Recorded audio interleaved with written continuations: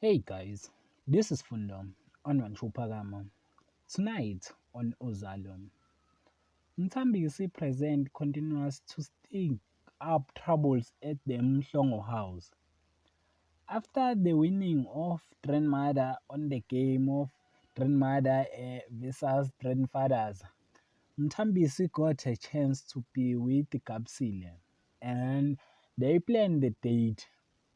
While Nkonzi don't realize that Kapsile is on Tambisi, and it seems like Nkonzi does not give the time Kapsile she wants.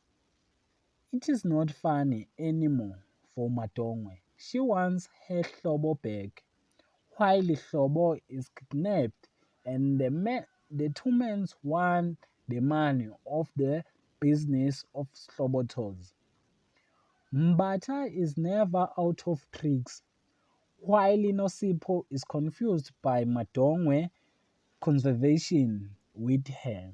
Madongwe tells Inosipho that she is pregnant, but Nonka tries to stop Madongwe, but it seems like Madongwe reveals the bombshell. That is for tonight. Thanks for watching. Don't forget to like and comment and subscribe. Therefore, thanks.